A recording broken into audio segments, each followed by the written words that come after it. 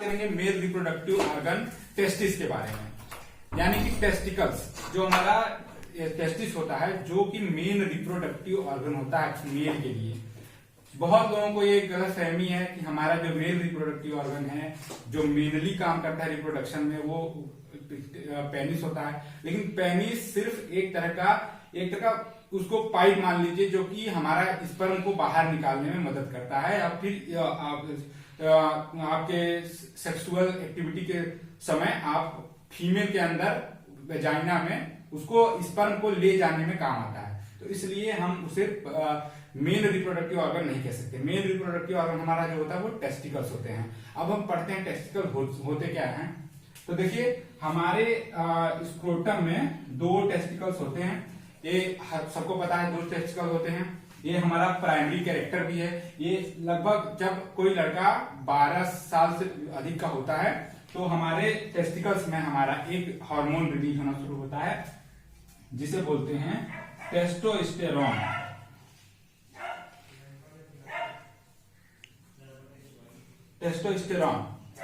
Testosterone जो होता है वो हमारा जो सीमेन यानी स्पर्म जो हमारा स्पर्म निकलता है उसमें हमारा टेस्टोस्टेरोन हार्मोन होता है जो कि हमारा इस टेस्टोस्टेरोन का प्रोडक्शन कहाँ होता है हमारे टेस्टिकल्स में। और टेस्टिकल्स में जो एक कवरिंग लगी होती है ओवरऑल इसको मिला के हमारा बोलते हैं स्क्रोटम। ये स्क्रोटम, इस पूरे स्क्रोटम में 2 टेस्टिकल्स होते हैं। इन टेस्टिकल्स का काम है टेस्टोस्टेरोन का प्रोडक्शन करना। ये टेस्टोस्टेरोन आपकी फर्टिलिटी को बढ़ाने के लिए, फर्टिलिटी इनके बिना हो ही नहीं सकती। यानी कि किसी भी मेल को बाप बनने के लिए या किसी भी औरत को प्रेग्नेंट करने के लिए उसमें अंदर ये टेस्टोस्टेरोन लेवल अच्छा होना चाहिए। अच्छा क्या होना चाहिए, जो ओवरऑल जो सीमेन होता है उसका इसी से उसका बल्कनेस बढ़ती है। यानी कि जो हमारा टेस्टोस्टेरोन और जो हमारा स्पर्म जो होता है एक बार में लगभग 7 ml, एक बार जब इजाकुलेशन हो या एक बार जब आपका सीमन निकले बाहर तो लगभग 7 ml उसमें स्पर्म होना चाहिए। इससे कम हुआ तो आपकी गारंटी है कि आपका टेस्टोस्टेरोन लेवल कम हो गया है। तो उस कंडीशन में क्या होता है कि आपको फर्टिलिटी में प्रॉब्लम होती है, इनफर्टिलिटी की कंडीशन आती है तो बाप बनने में प्रॉब्लम होती है। इससे ये हुआ टेस्टोस्टेरोन का काम। मेनली इसका यही काम है कि ये किसी फर्टिलिटी को वो करता है, इनिशिएट करता है। इसके बिना कोई महिला प्रेग्नेंट नहीं हो सकती अगर मेल में ये ना रहे तो इसके बाद हम अब जानेंगे कि पेनिस क्या होता है।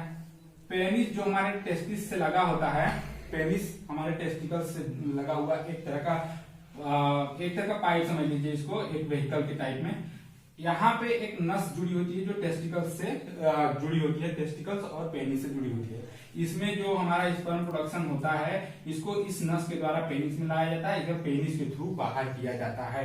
ये जो नस है इसका नाम होता है वास डिफरेंस, VASEDIFFRENCE,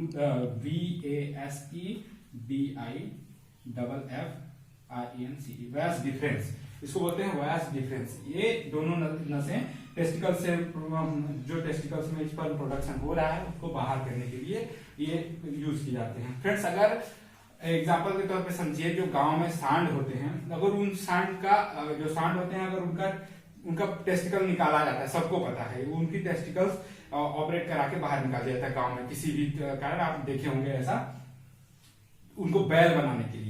क्योंकि जब अगर लड़का मान लीजिए लड़के के अंदर अगर टेस्टिकल अगर उसी सांड के अंदर ये टेस्टिकल रहे तो वो किसी फीमेल की तरफ यानी कि गाय की तरफ अट्रैक्शन उसका ज्यादा बढ़ जाता है।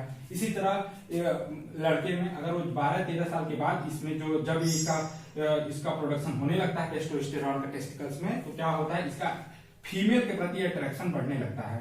लड़के का फीमेल के प्रति अट्रैक्शन बढ़ने लगेगा जिससे इसका टेस्टोस्टेरोन लेवल बढ़ने लगेगा, प्रोडक्शन इसका अच्छे से होने लगेगा।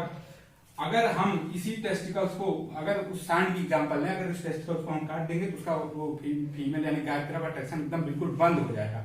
इसी तरह मेल में भी होता है कि मेल का अगर टेस्टिस ही ना रहे तो क्या होता है कि वो कभी बाप नहीं बन सकता या वो किसी लड़की की तरफ या किसी महिला की तरफ अट्रैक्ट ही नहीं हो सकता अगर टेस्टिकल्स ना रहे तो टेस्टिकल्स का होना ही किसी भी मेल के मेन प्राइमरी कैरेक्टर को शो करता है।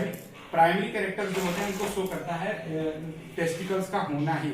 और बाकी दाढ़ी मूछ ये सब सारी कैरेक्टर जो होती हैं वो सेकेंडरी होती हैं, वो आपकी पहचान बताती हैं, लेकिन अगर ये नर है तो आप उसके बिना मेल के कैटेगरी में नहीं आएंगे।